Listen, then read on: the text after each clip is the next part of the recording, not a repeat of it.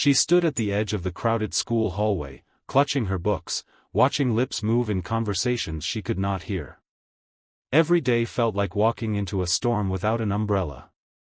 She was used to people staring. She was used to feeling invisible. But nothing prepared her for the moment when a group of students laughed as she tried to explain, using gestures and the few spoken words she had practiced, where her next class was. Their confused looks turned into smirks. She felt the sting like a slap. She didn't cry. Not there. Not in front of them. She'd learned long ago to swallow the hurt. That afternoon, she sat alone on the steps outside the school, blinking away tears she refused to let fall. She wondered if silence was her curse, or if people simply forgot how to be kind. Before the story unfolds, make sure to subscribe, like, and comment to support our channel, Kindness World. Your engagement helps us share more stories that touch hearts and inspire kindness everywhere. Her name was Emily. 16, bright, curious, and fiercely hopeful, though life kept trying to beat that hope out of her. She had been deaf since birth, raised by a single mother who worked long hours cleaning houses to keep them afloat. Her mother always signed to her, always spoke to her as though Emily could hear every word. Kindness is louder than anything, her mom used to say. Emily wanted to believe that. But high school had a way of making quiet hearts feel even quieter. One Thursday afternoon, after another day of silent loneliness, Emily walked to her favorite place, a park just 2 blocks from home. She loved the way sunlight fell through the trees and the way the leaves moved when the wind brushed past them. That was her version of music. She could feel life, even if she couldn't hear it. On this particular evening, the park was fuller than usual.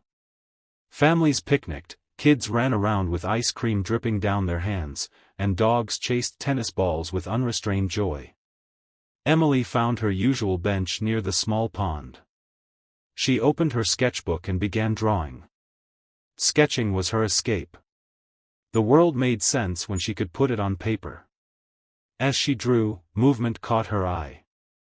A little girl in a pink dress ran toward the pond, her shoes half untied and her ponytail bouncing. She was laughing, or at least her face looked like laughter. Emily watched her carefully. The girl stopped suddenly, turned, and waved excitedly at someone behind her. A man, maybe mid-30s, wearing a worn gray hoodie and jeans, walked toward her.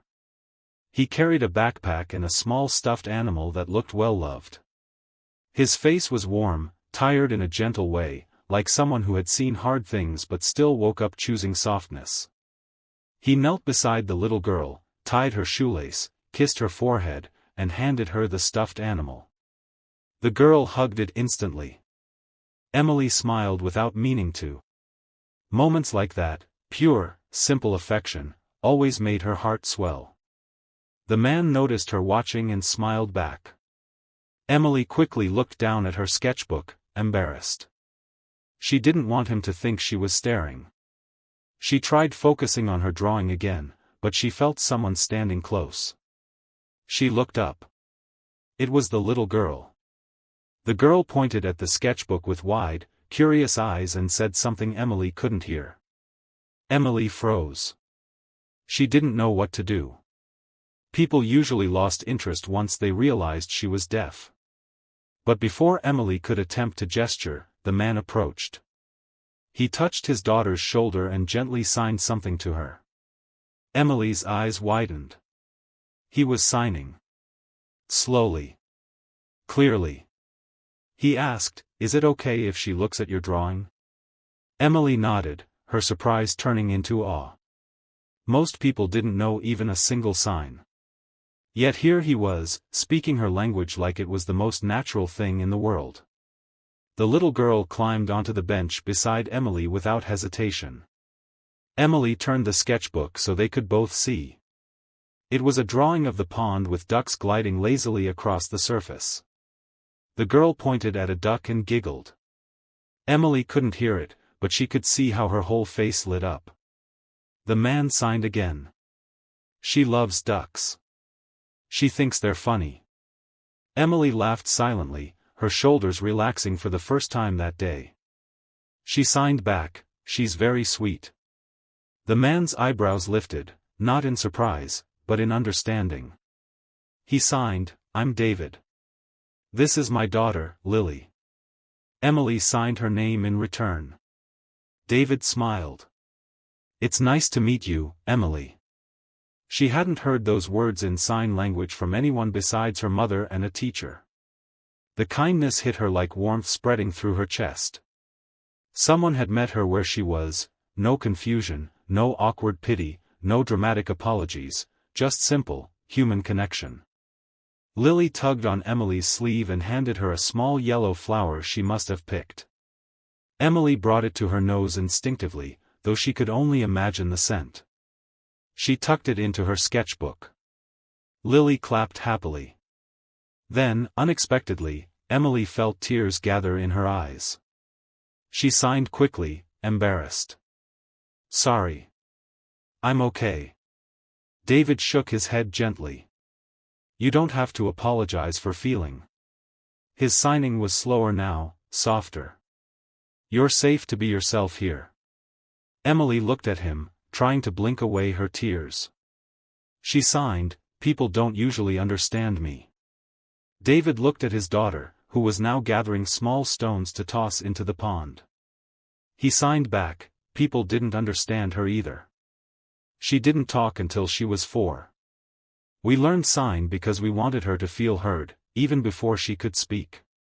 Emily's heart felt like it was folding into itself. He wasn't just being kind. He understood. He chose to understand. They spent nearly an hour together. Emily sketched while Lily played, and David told her, through gentle, patient signing, about their little family. He wasn't married. Lily's mother had left shortly after she was born.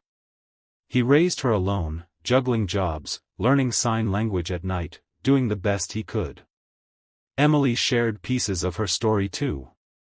Not everything, just enough. Enough to feel seen. When the sun dipped lower, David packed Lily's things. Before leaving, he signed, "It was really nice meeting you. You made her day." Then he added, almost shyly, "And mine." Emily felt her cheeks warm. She signed back, "Thank you, for speaking to me."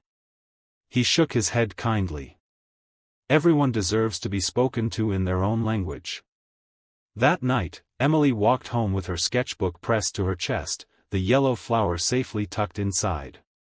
For the first time in a long time, she felt something blooming inside her, a renewed belief in humanity, in connection, in kindness that doesn't ask for anything in return.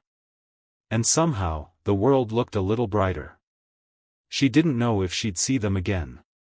But she hoped she would. Because sometimes, all it takes is one gentle moment, one person willing to bridge the gap, for a heart to remember it's worthy of love and kindness. And in that realization, Emily found her strength again.